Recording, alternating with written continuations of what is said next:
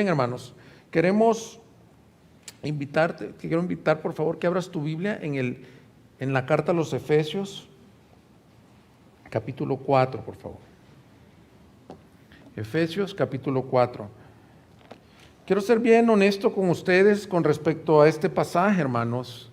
La verdad que mientras lo he estado preparando y meditando, he sido fuertemente retado a vivir el Evangelio, que es uno de nuestros objetivos y visiones. Algo se me olvidó antes de leer el pasaje. Si hay alguien que nos acompaña por primera vez, yo soy la persona más distraída del mundo, pasa una mosquita y se me olvida. Eres nuestro invitado de honor, amigo. Gracias por levantar tu mano, tenemos un obsequio para ti. ¿Hay alguien más que nos acompaña por primera vez? Gracias de la forma que te hayas enterado de la iglesia.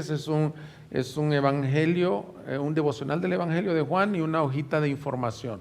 Entonces, gracias por acompañarnos, nos honra tu presencia. Si alguien más es primera o segunda vez, son nuestros invitados de honor. Realmente gracias por estar aquí.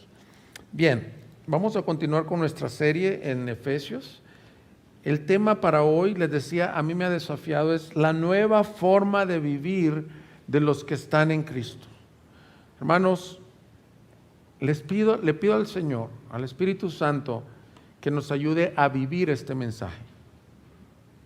Que realmente podamos vivir el Evangelio. Y creo que Pablo nos va a llevar a formas prácticas de cómo hacerlo. ¿Por qué no me ayudas orando y luego leemos el texto? Para que el Señor nos hable en nuestros corazones. Amado Padre, Señor, no queremos ser nada más oidores de la palabra. Queremos ser hacedores de la palabra, y por cuanto este mensaje nos lleva a vivir como corresponde a los hijos de Dios, te pido que uses esta predicación para retarnos, desafiarnos, pero que con la ayuda de tu Espíritu Santo vivamos de la manera que la palabra nos pide, Señor, por tu gracia, no por nuestras fuerzas. Así que usa mis esfuerzos, Señor, pero que no sean mis palabras. Edita el mensaje con aquello que tu Espíritu Santo quiere que yo comunique. En el nombre de Jesús. Amén. Dice así, Efesios 4, 17 hasta el versículo 30.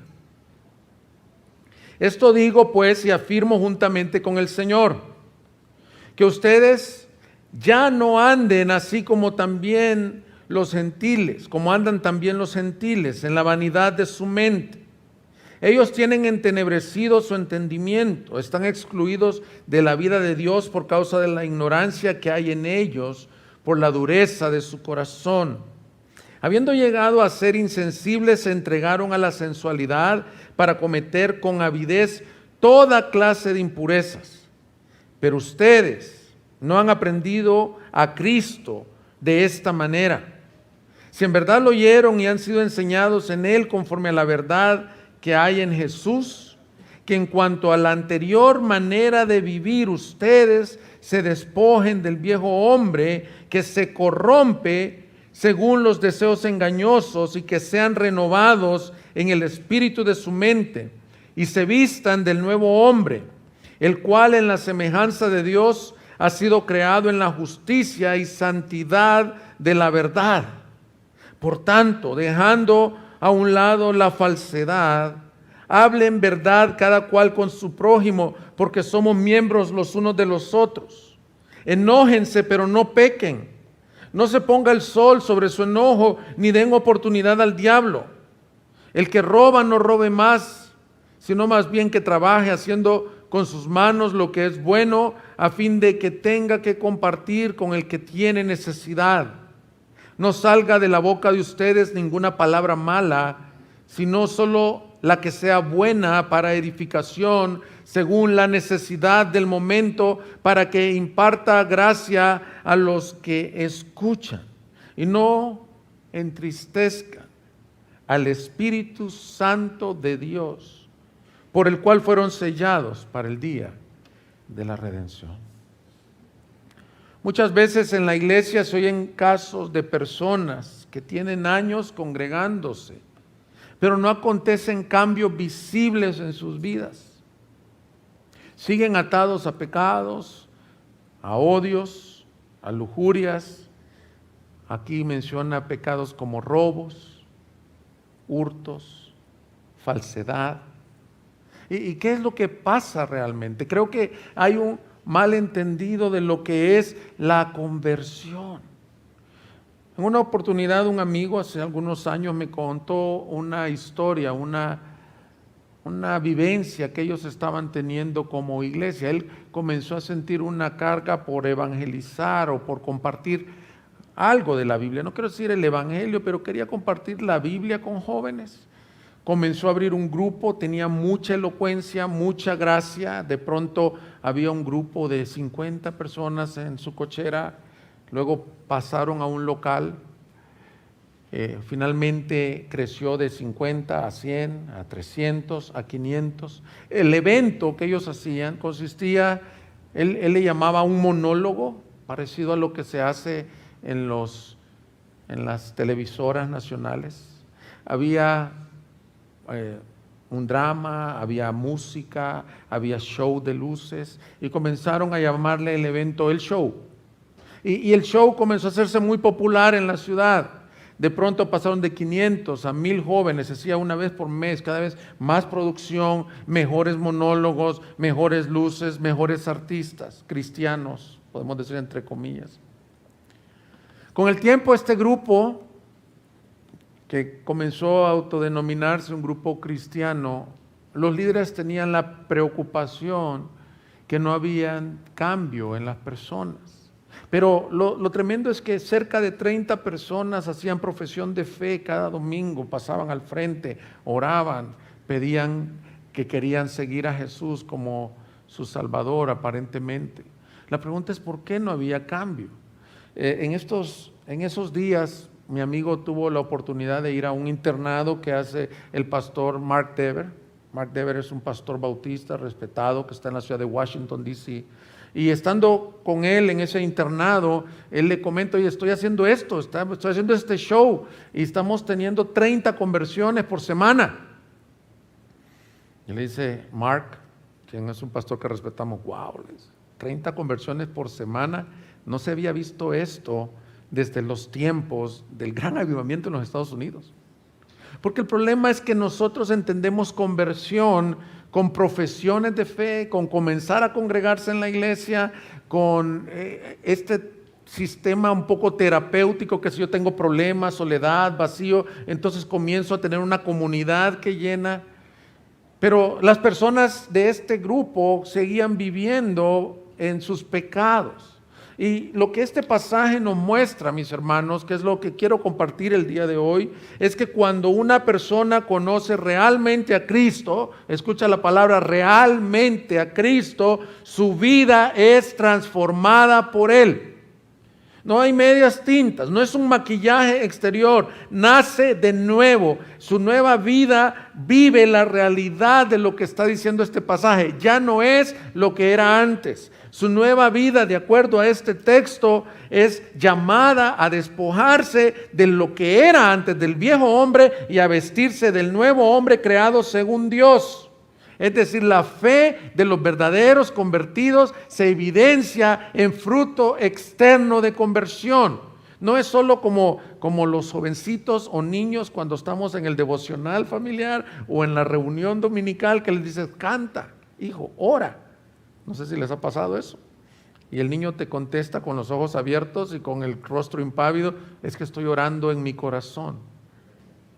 Estoy adorando en mi corazón. Y es probable que alguien adore en su corazón. Pero la fe no solo es, allá adentro yo me convertí. ¿Y quién lo sabe? Nomás tú. Pablo tiene la carga, acuérdate cómo empezó el capítulo 4, o sea, este no es un pasaje desligado. Yo pues, prisionero del Señor, 4:1, les ruego que ustedes vivan de una manera digna de la vocación con que han sido llamados. Les pido a los cristianos que vivan de acuerdo al nuevo nacimiento, a la conversión. Así que hoy estaremos hablando de este tema, de la verdadera conversión. Por eso titulé el mensaje, la forma de vivir. ¿Cómo deben de vivir los que están en Cristo? Y veremos 2 puntos del mensaje. Uno es la parte positiva y la parte negativa, o la parte afirmativa y la negación. La primera parte del mensaje será que los nacidos de nuevo ya no anden como los gentiles. Y el punto 2 del mensaje será que los nacidos de nuevo deben de andar correspondientes a su nueva vida. Ya no anden, sino que anden. ¿Y por qué estoy usando el término anden? Porque es el verbo predominante con el que empieza el versículo 17, y si te estás integrando a esta serie, por 3 capítulos, Pablo nos dijo quiénes somos. Esto eres, amado, escogido, aceptado, perdonado, sentado en lugares celestiales con Cristo Jesús, unido al verdadero pueblo de Dios. Estos somos. Pero ahora en el capítulo 4 nos comienza a decir, ahora lo que son, vívanlo.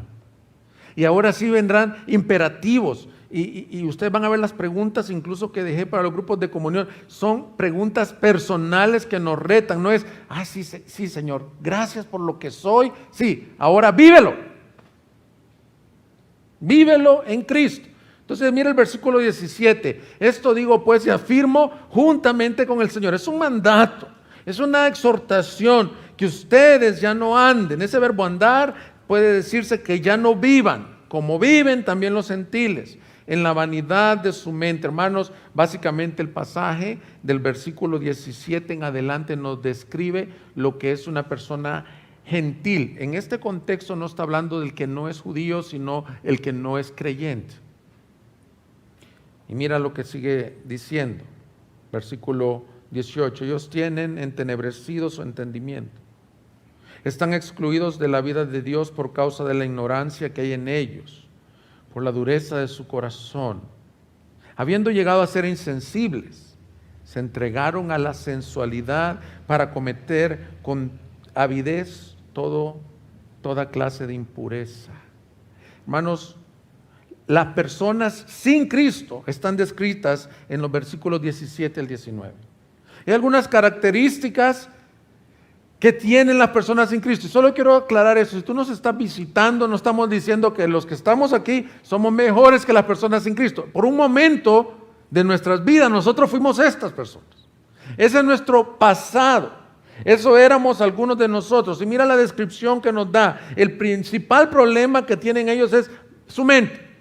Su mente está entenebrecida. La palabra entenebrecido significa tinieblas, están en oscuridad. Por eso es que el inconverso a lo bueno le llama malo, a lo malo le llama bueno. En los Estados Unidos se celebró como gran victoria la aprobación del aborto en cualquier etapa del embarazo.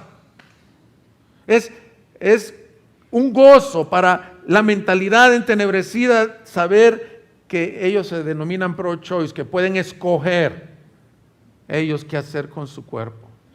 No hay un entendimiento de la palabra. No hay un entendimiento, hay una ridiculización de la palabra, de la moralidad. Vivimos en tiempos en los cuales hay una decadencia moral en la sociedad. Hermanos, Roma cayó en el año 500 aproximadamente, y los estudiosos, historiadores y sociólogos, parte de la caída de Roma fue su decadencia moral. Hermanos, Estados Unidos, América, el mundo occidental y México, no estamos distantes para allá. Dice que tienen el entendimiento entenebrecido. Es ridículo que tú quieras educar a tus hijos bajo lo que la Biblia enseña. Impera más lo que yo pienso, porque mira luego lo que dice, tienen entendimiento entenebrecido, excluidos de la vida de Dios a causa de la ignorancia que hay en ellos. O sea, no solo están entenebrecidos, sino que están ignorantes de la verdad. Y quiero decir, se oye como bien ofensivo, como si yo estoy tirándole a los que no son creyentes, pero así estábamos nosotros, ignorantes y entenebrecidos, en pecados presentes, vivíamos presentemente aborreciendo a Dios, ignorando a Dios. La palabra ajenos de las cosas de Dios es lo que quiere decir, que es como dice Primera de Corintios, para el no creyente, para el incrédulo, es locura las cosas espirituales. Es tontería las cosas espirituales. Que tú un domingo vengas a congregarte, cuando te dice, espérate, es el único día de descanso, es el único día de ver el fútbol, el único día de tomarte las cervezas con tus amigos, que vas a ir a perder tu tiempo. Cuando yo estaba joven, hace un par de meses, y comencé a sentir un llamado de servir al Señor, no faltaba el que me ridiculizaba y me decía, ¿cómo vas a dejar una carrera? Explícame, ¿cómo vas a dejar una carrera para irte a servir al Señor? Que una jovencita se guarde virgen para el matrimonio. Que tú le enseñes a tus niños que las redes sociales tienen una edad, que la misma red social te dice para mayores de 18 años, pero ahí están los papás dándoles redes sociales a los 7 años a los niños. Pero si tú enseñas de esa forma, o si tú quieres dar tu vida a Cristo, el ridículo es el que hace lo bueno. ¿Por qué? Porque la mente está entenebrecida, porque la mente está ignorante. Pero no solo la mente, luego viene otro problema. Es decir, dice la Escritura, pues como en el proverbio, pues como piensa el hombre dentro de sí, así es él. Y la mente en la Biblia también tiene que ver con el corazón. Si tu corazón está corrupto, tú actúas corruptamente. Los no creyentes están viviendo alejados de Dios. Tienen una mente corrupta, un corazón corrupto. Y dice que están endurecidos su corazón. La palabra que se usa ahí es porosis. Y esa palabra porosis viene de una palabra que es poros. Y esa poros era una piedra más dura que el mármol. Es decir, tienen un corazón de piedra. Es lo que dice el Antiguo Testamento en la promesa del nuevo pacto. Yo quitaré de ustedes un corazón de piedra y les daré uno de carne. Y luego dice que se han vuelto insensibles, hermanos. La dureza del corazón es que el no creyente peca con gusto y se deleita en su pecado, se deleita en odiar, en aborrecer. Ustedes han visto los crímenes atroces que la gente hace a diario en nuestro país. Secuestros, extorsiones, violaciones, y hay hombres y mujeres que se deleitan en eso, pero nosotros, todos nosotros vivimos en un tiempo atrás, así excluidos de la vida de Dios, con un corazón de piedra. El problema es que vivimos en una sociedad que básicamente ha exaltado la bondad del hombre. De los púlpitos se ha sacado la predicación sobre el pecado. El evangelismo que queremos hacer en ese curso que anuncié habla del pecado, habla de la necesidad de un salvador. El evangelismo mal enfocado, sin criticar a mi amigo que creo que fue noble en reconocer que estaba en un error, pero hacer shows, pláticas nada más motivacionales, pláticas en donde vas a prosperar tu matrimonio, en donde va a prosperar tu economía, eso no es realmente el evangelio. El anuncio del evangelio incluye el anuncio: arrepiéntete de tus pecados, arrepentidos y convertidos porque el reino de los cielos se ha acercado. El problema es que desde el siglo XVII se entiende, antes del siglo XVII se entendía social y culturalmente que el hombre era necesitado, que era pecador, pero a partir del siglo XVII, con el alumbramiento, con el relativismo, se piensa que cada quien define lo que es bueno y malo y que en esencia el hombre es bueno. Es ofensivo señalarle a alguien que está en pecado, y hermanos, realmente si no nos damos cuenta de nuestra gran pecaminosidad, no vamos a buscar un Salvador. En los testimonios del bautismo de la mañana, una de las señoras que se bautizó me mandó su testimonio escrito y decía: te pido perdón por mis errores. Y yo le dije: está excelente, está precioso, nos bendijo mucho, nos quebrantamos con ella, pero le dije: hay que llamar las cosas como son. Lo que el Señor nos perdona es el pecado. Los errores son: me tropecé y boté el agua. Y no pedimos disculpas al Señor. Disculpas es cuando es accidental. Se pide perdón, Señor, porque soy culpable de una transgresión. El problema del hombre, mis hermanos, todo lo que dice aquí es que está en pecado, y por causa de ese pecado tiene 3 cosas que es importante. Las teologías las enseña así, pero las podemos ver del texto. Tiene un corazón de piedra, una mente reprobada y una voluntad muerta. Es decir, no puede seguir a Dios, no busque a Dios. Por el contrario, dice que lo que sí puede seguir, se dieron de lleno a la vanidad. Dice: a la vanidad de su mente, que es a lo vacío de su mente, pero por otro lado a la sensualidad, la lujuria, la pornografía, la infidelidad. Ese es el día a día. Hermano, estamos bombardeados, nuestros hijos, yo tengo niños de 8 años y hasta en las vallas publicitarias están siendo bombardeados, en las plataformas de video infantiles están siendo bombardeados. Ya no se diga los adultos, hay una serie tremenda de un ministerio que ayuda a los hombres a salir de la esclavitud de la pornografía. Hombres esclavos, más del 80% de los hombres caen en pornografía porque vivimos en un mundo lleno de todo este tipo de cosas. Pero Pablo nos está hablando, pero ustedes han conocido a Cristo. Hermanos, antes de avanzar a la nueva vida de Cristo, quiero decirte que el mundo y tú, si nos visitas, no tienes un problema o no estás débil. Tú tienes una necesidad de ser salvo de la ira de Dios por causa de tu pecado. Y yo lo tengo, y yo lo tenía, y por eso necesité un Salvador.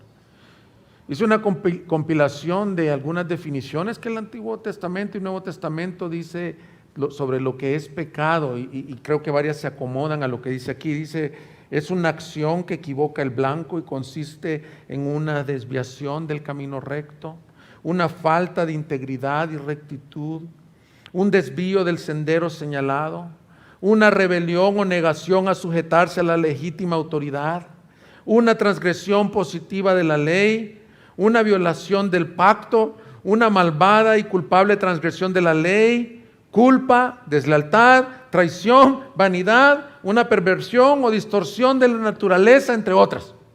Todas esas son definiciones que la Biblia da del pecado.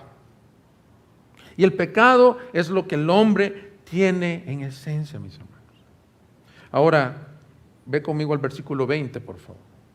Mira nuevamente el Evangelio. Pero, gloria al Señor. Gloria al Señor por esos peros. Tengo un amigo que dijo que va a mandar a hacer un cuadro en su oficina que dice: pero Dios. Y mira lo que dice: pero ustedes no han aprendido a Cristo de esta manera. La traducción es un poco diferente en algunas versiones en español. Algunas traducciones que van más apegadas al original debería decir: pero ustedes no han aprendido del Cristo de esta manera. Y ese aprender no es, mira cómo se portó Cristo y ahora compórtate igual. No, es ustedes no han conocido o aprendido en una forma real, experiencial a Cristo de esta manera. Quiere decir que los convertidos son diferentes a lo que eran. Ya no tienen esa mente reprobada, ya no tienen ese corazón de piedra y esa voluntad esclava, sino que versículo 21... Todavía Pablo usa otro condicional: si en verdad lo oyeron y han sido enseñados en Él conforme a la verdad que hay en Jesús. Es decir, si en verdad son nacidos de nuevo, se va a evidenciar que ya no son aquello. Si en verdad. La conversión verdadera trae cambio.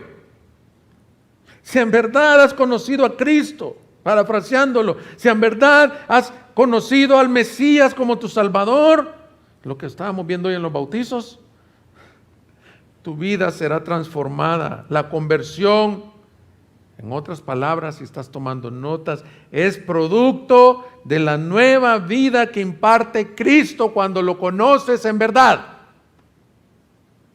Ahora, ¿qué es la conversión? La conversión, hermanos, a mí la ilustración que más fácil me ha servido, yo por años fui maestro de bíblica o del devocional de una secundaria y una preparatoria, y yo enseñaba sobre la conversión.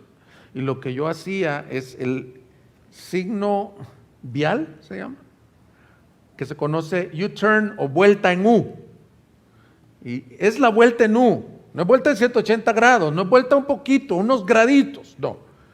¿Qué es la conversión? Yo voy en este camino, caminando hacia mi pecado, e incluye dos elementos. Tengo un genuino arrepentimiento. Me doy la vuelta en U y ahora pongo mi fe en Jesús y camino hacia Jesús. El que pecaba no peque más. Ese es el lenguaje que usa Efesios 4. El que robaba no robe más, sino que trabaje con sus manos. La conversión de la que estamos hablando es una vuelta en nu, es producida por el Espíritu Santo cuando Él te da ese nuevo corazón. No sé quién de ustedes leyó eso hoy.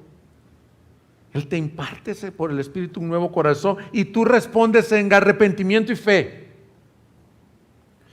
Yo sé que vienen algunas madres y me dicen, pastor, mi hija puede tomar la Santa Cena o se puede bautizar, tiene 10 años.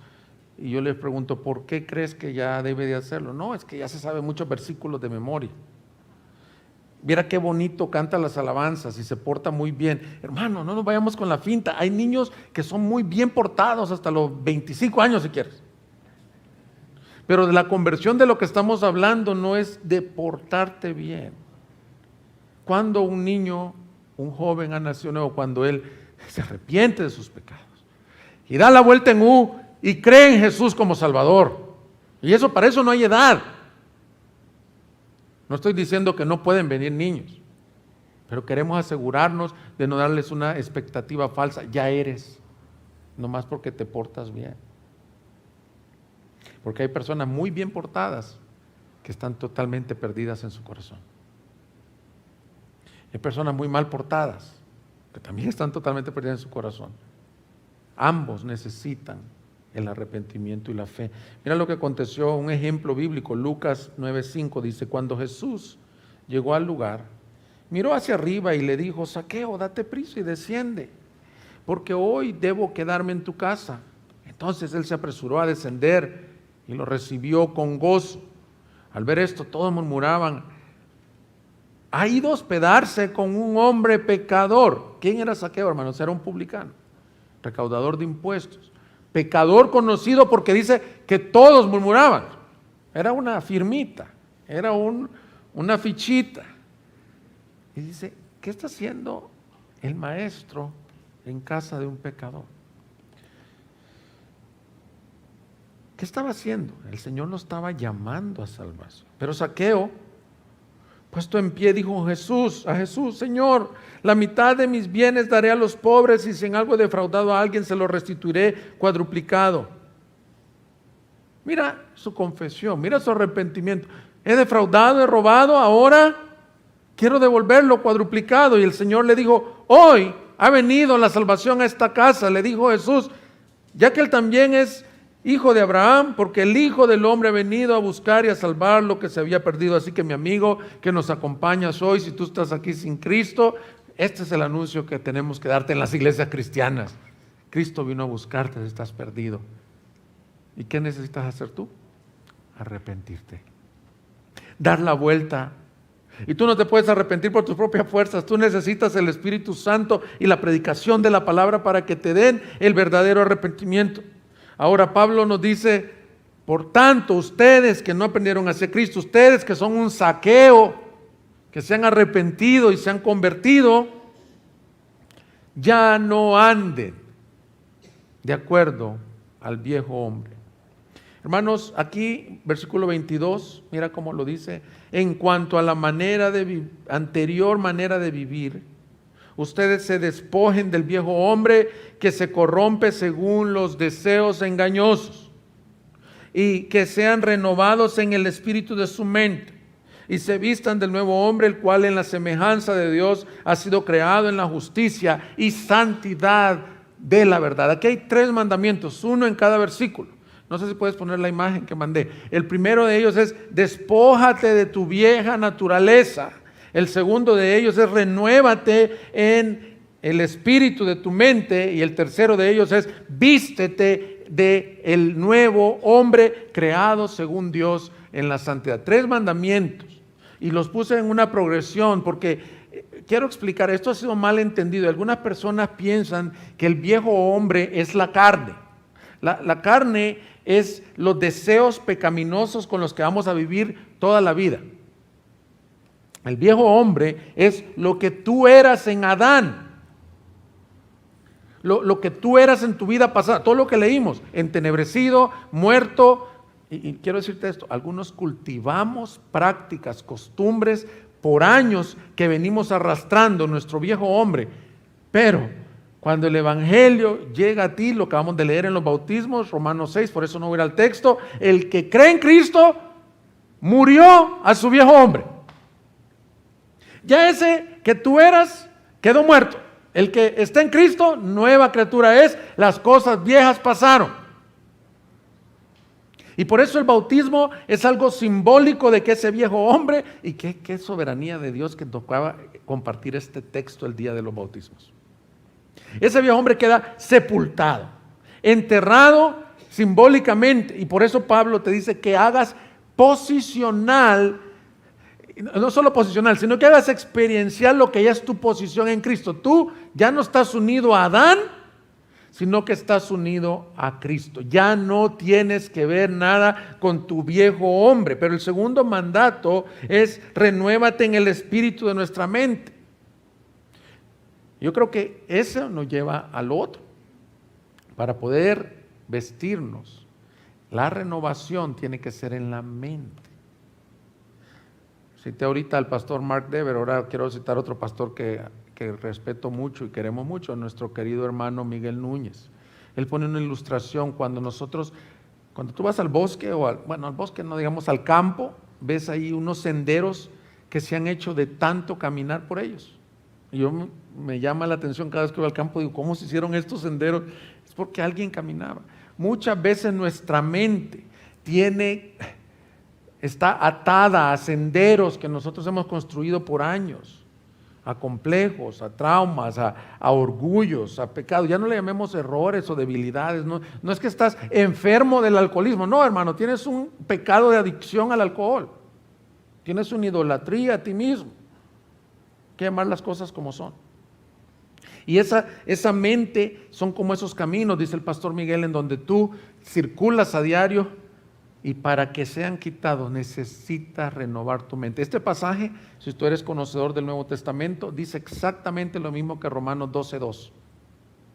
Y no os conforméis a este mundo, sino transformaos por medio de la renovación de vuestra mente, para que comprobéis cuál es la buena voluntad de Dios, agradable y perfecta. La renovación de la mente es en lo que debemos de estar ocupados, es el crecimiento en piedad.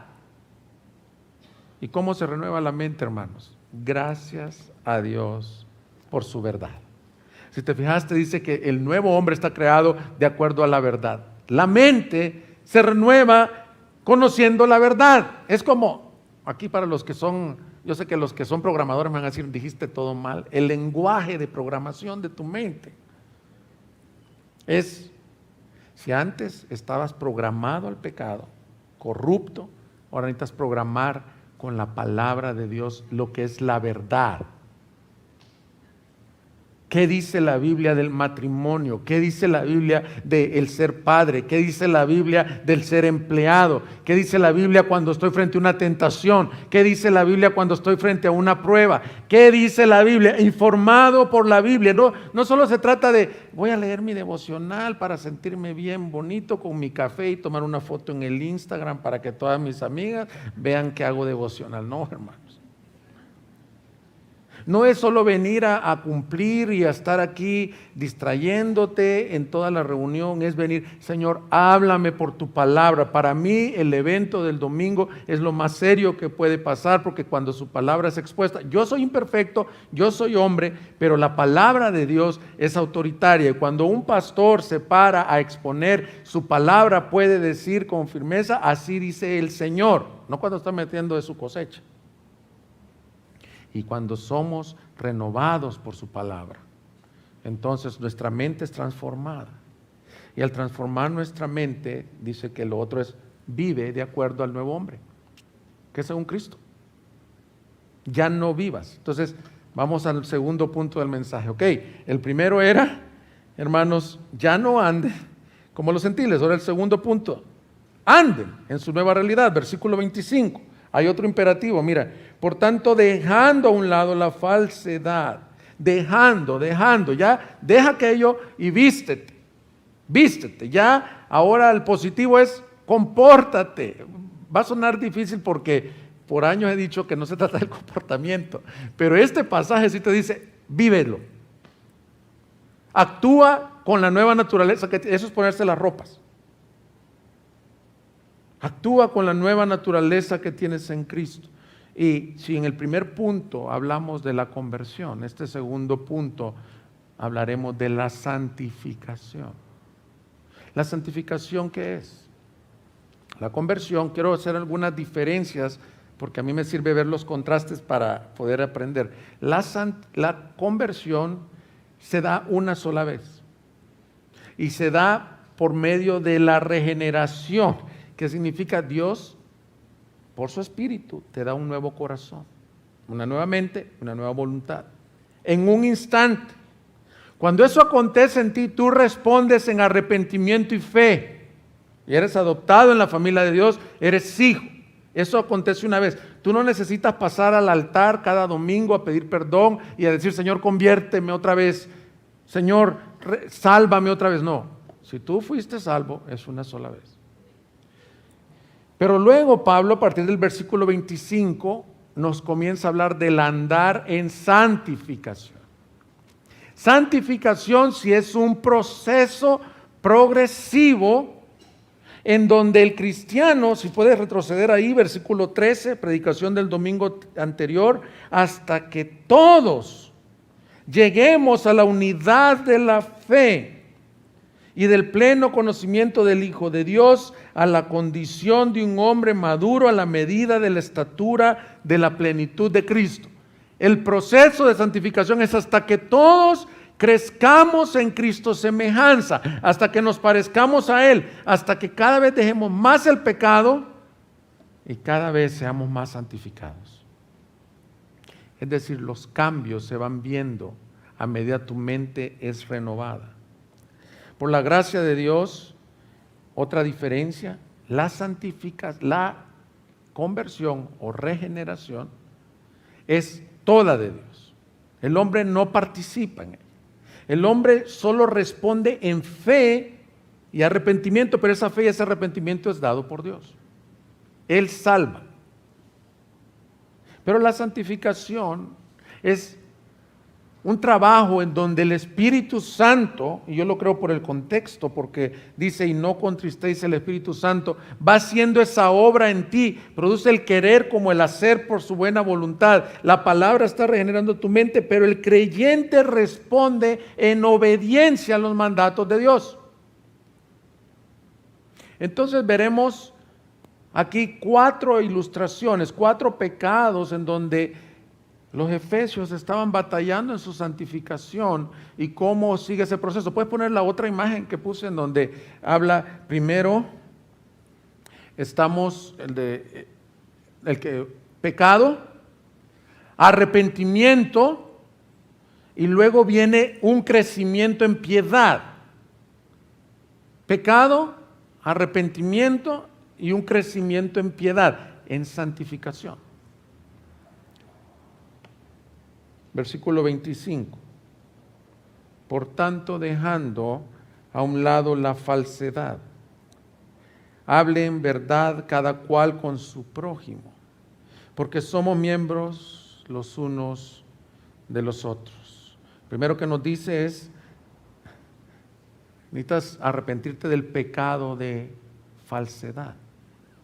Luego, pedir ser renovado, para finalmente ya no hablar mentiras, sino hablar verdad los unos con los otros. Ahora, quiero hablar un poco en detalle de estos 4 pecados que se mencionan aquí.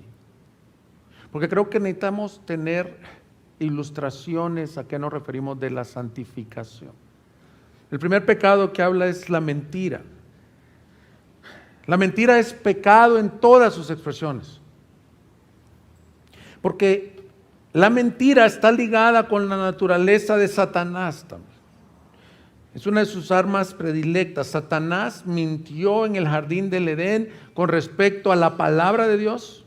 Satanás mintió en el jardín del Edén con respecto al carácter de Dios. Y Satanás sigue mintiéndonos en nuestras mentes con respecto a quién es Dios y a lo que la palabra de Dios dice. Por lo tanto, la mentira se constituye en parte de la naturaleza de Satanás y dice que todos los hijos de Satanás son hijos del padre de mentira. Es un contraste entre el padre de la verdad. La mentira, mis hermanos, daña el cuerpo de Cristo. Dice, no hablen falsedad, porque son miembros los unos de los otros. Es como alta traición en los que estamos unidos a Cristo. La mentira tiene muchas manifestaciones. Si estás tomando nota, medias verdades, mentiras piadosas, una vida falsa, cosas a ocultar, hipocresía, pecados ocultos, falsedad al hablar, mentiras inventadas para impresionar a otros. No sé cuántos caemos en esta. Mentiras creadas para salvar tu reputación. Adán, ¿dónde te escondes? No, es que el problema fue Eva. Es que yo no fui, es que son las circunstancias que me obligaron, es que no me entiendes. Falsas doctrinas, mentiras con malicia, como calumnias o como falsos testimonios. Dios aborrece el falso testimonio, la lengua mentirosa, la hipocresía. Dios la aborrece, hermanos. Y por años, le decía a mi esposa esta mañana, mira, por años hemos estado construyendo quiénes somos en Cristo y el Evangelio y la gracia. Pero llegamos a estos pasajes donde nos hacen un fuerte reto a nuestro corazón. En lo práctico quiere decir que no es congruente que haya creyentes que toleran, cultivan o aprueban la mentira. Si tú tienes una falsa vida, hermanos, y eres creyente, y el Señor te dice, no has aprendido hacia Cristo, despójate de tu pecado. Arrepiéntete de tu pecado. Hermanos, no me quiero sentir acá Juan el Bautista ni nada, pero estoy llamando a todo creyente que está tolerando estos pecados, arrepiéntanse. Y te voy a ser bien honesto, yo no estoy hablando de aquí para allá. Yo he examinado mi vida a la luz solo de estos 4. Y en todos puedo decir como el Salmo, oh Jehová, si tú mirares a los pecados, ¿quién podría estar en pie delante de ti? Mas tú, oh Dios, mandaste como justificación al justo en lugar de mis pecados, porque todos hemos mentido de alguna forma. La mentira es un pecado que ofende al cuerpo de Cristo, es deslealtad. Yo te quiero decir algo, hermano, si tú tienes algo oculto, sé que las consecuencias de decir la verdad son tremendas, pero Dios da gracia a los humildes y dice el proverbio, el que confiesa su pecado y se aparta alcanzará misericordia. Probablemente tengas que confesar un adulterio o una copia en tu escuela o universidad. Cualquier cosa que tengas oculta. Da vergüenza, pero Dios te va a dar gracia, porque Dios resiste a los soberbios, mas da gracia a los humildes. Si quieres checar tu pregunta, le quería poner un poquito más directa y te iba a preguntar, ¿tienes alguna mentira que necesites confesar? Pero sé que no lo iban a hacer en los grupos. La pregunta que puse es, ¿qué tanto has abrazado la verdad y honestidad en tu vida? ¿Hay algún área que el Señor te ha mostrado en la que estás mintiendo? Ven y ponte a cuentas con el Señor. ¿Qué pasos tomarás para despojarte de esa mentira y confesar la verdad? Hermanos, al estar unidos los unos a los otros, debemos de ser una iglesia transparente.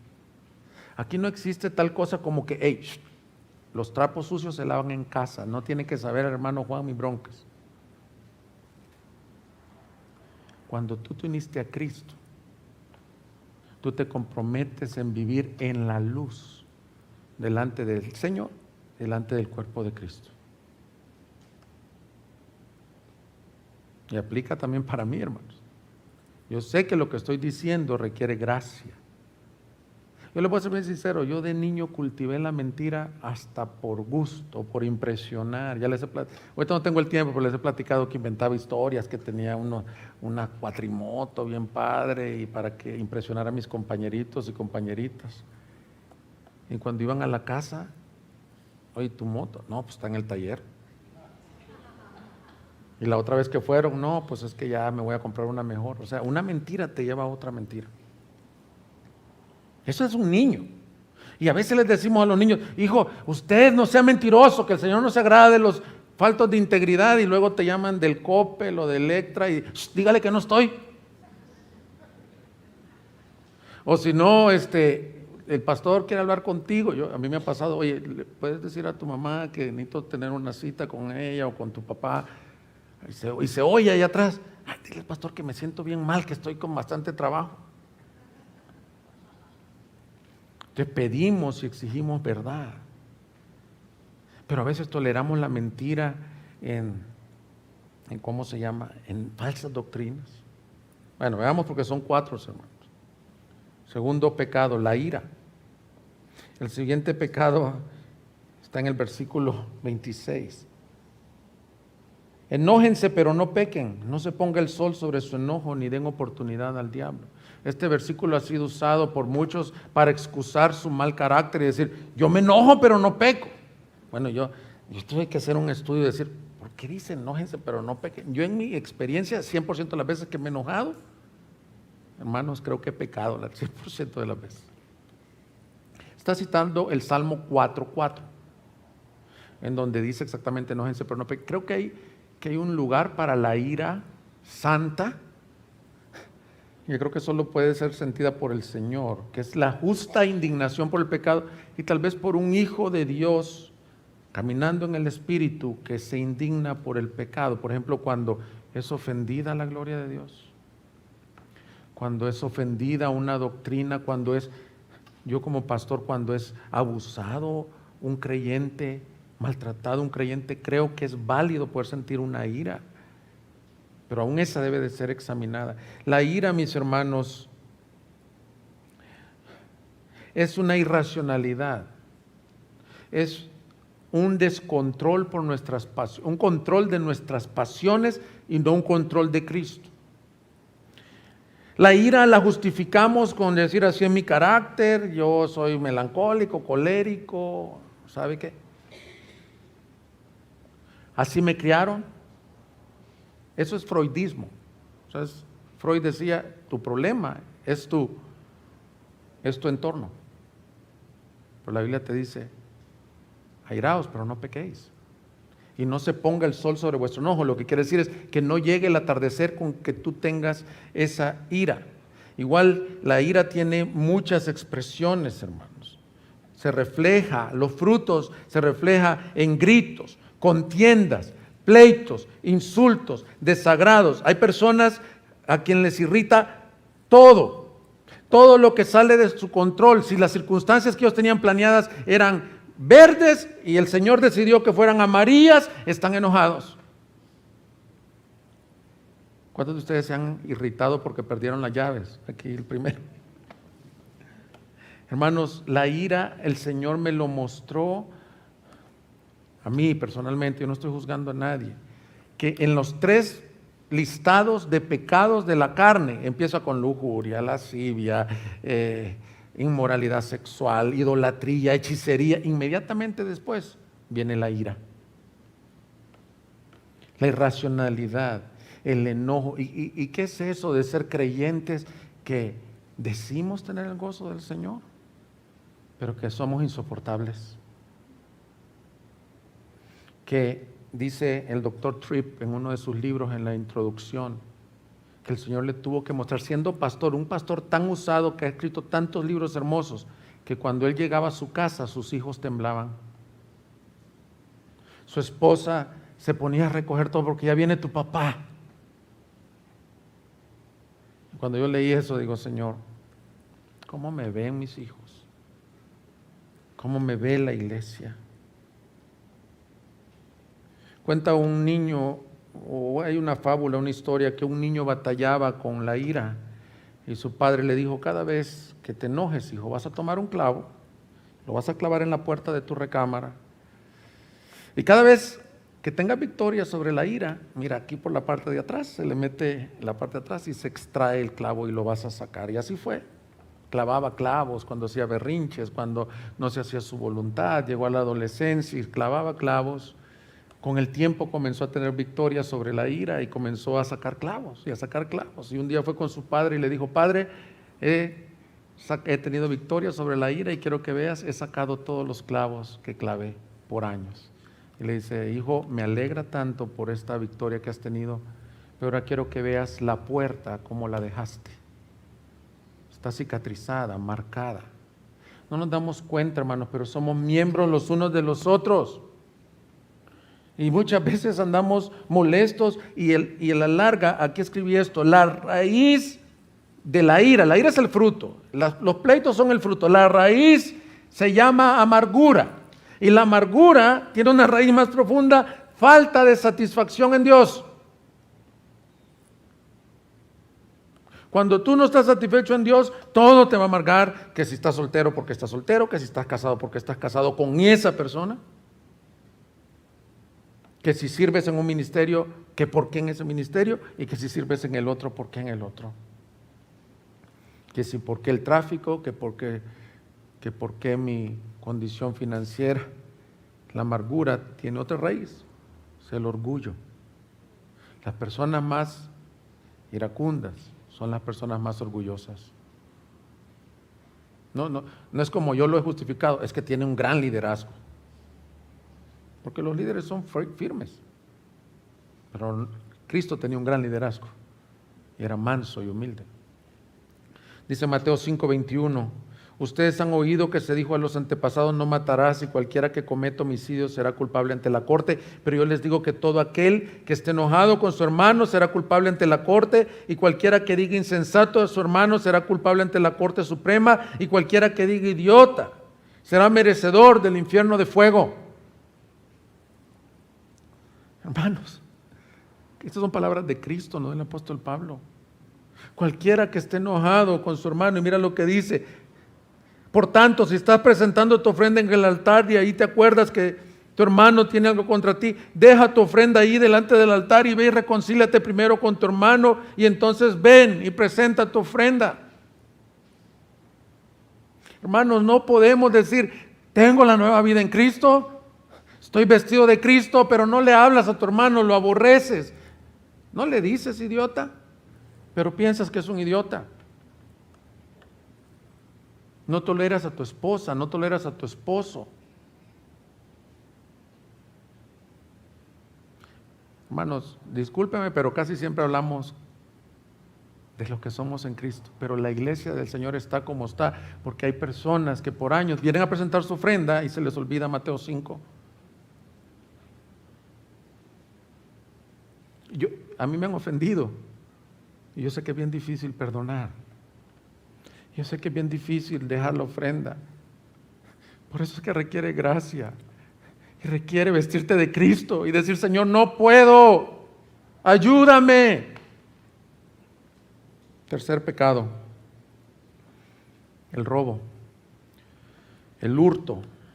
En un artículo entregado a la Asociación Psicológica Americana que leí con respecto al robo dentro de las empresas, decía que en los Estados Unidos hay 8 billones de dólares en pérdidas por robo en las empresas anualmente. 8 billones.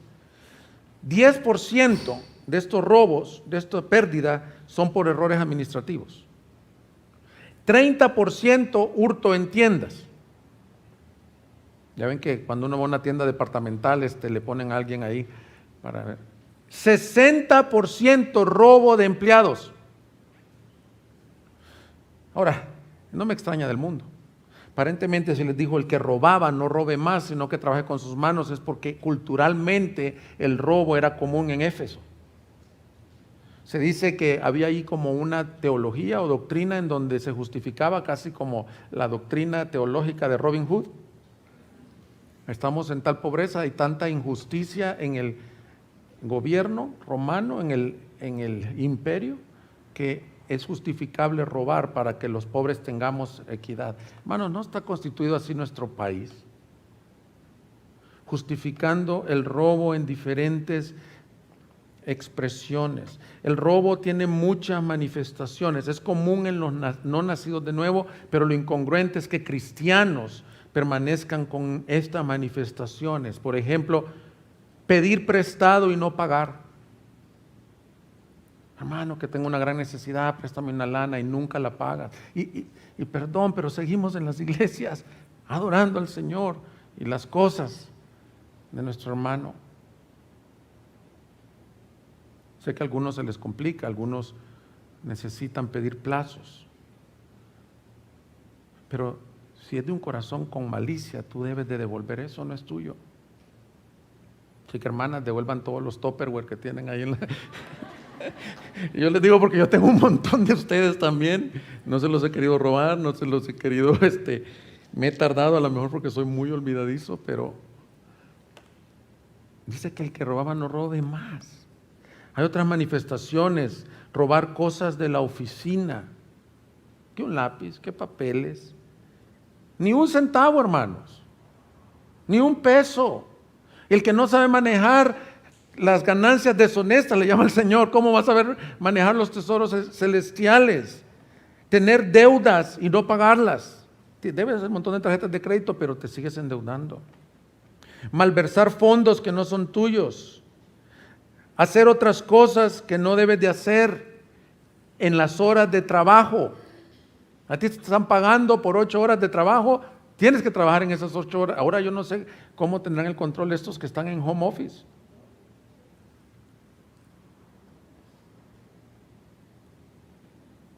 Reportar más horas de trabajo para que te paguen horas extras. No darle al Señor lo que es de Él. Bueno, eso no es mi bronca.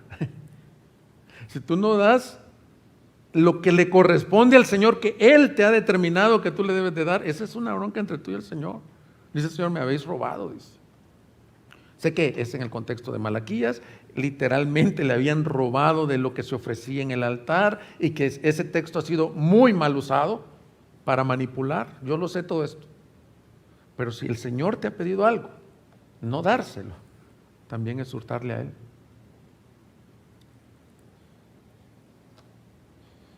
Ahora, ponme el otro cuadro en donde vemos cómo va creciendo la santificación. No solo es arrepentirse, sino el que habla de robar, no robar. Bueno, este está bien, robar. Luego te dice no robar más, sino trabajar y ser generoso. O sea, no solo se queda en el arrepentimiento y ya no robo. No, Zaqueo dice que restituyó cuatruplicado. O sea, si a él le robó 1 peso, se le regresó 4.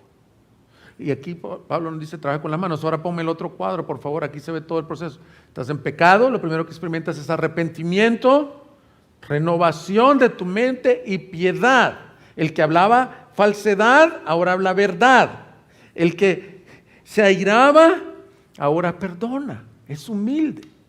El que robaba, ahora trabaja. Y un cuarto pecado, la lengua.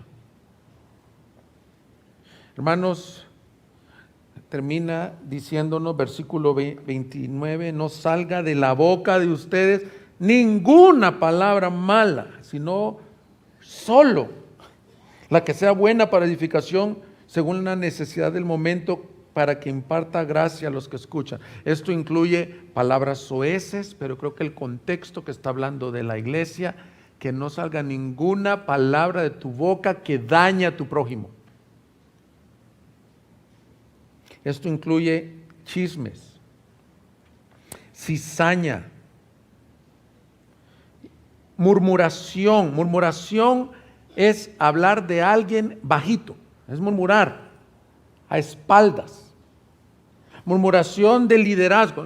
Yo no estoy compartiendo esto porque está pasando o yo no me entero. Pero vemos en el Antiguo Testamento que Miriam, la hermana misma de Moisés, que lo había llevado al ¿cómo se llama? Al río a dejarlo. Luego con su hermano estaban murmurando de el líder que Dios había designado. críticas. No, la crítica, yo no conozco que sea crítica constructiva, a menos que sea en el contexto de decir, mira hermano, te voy a decir algo para que crezcas. Entonces, no es murmuración, sino que es de frente. Palabras como insultos. Hay algunos hermanos que se han tolerado ser ásperos con su esposa, cuando es uno de los versículos que dice, y no seáis ásperos con vuestras mujeres para que vuestras oraciones no sean estorbadas. Palabras ásperas, palabras hirientes. Dice el Proverbio 12:18, hay quien habla sin tino como golpes de espada, pero la lengua de los labios sana. ¡Wow! ¿Cómo son tus palabras? ¿Como una espada? ¿O hay sanidad? Dice que ninguna palabra, ninguna, sino solo la que sea útil para la edificación. Hermanos, muchas veces es mejor callar por amor.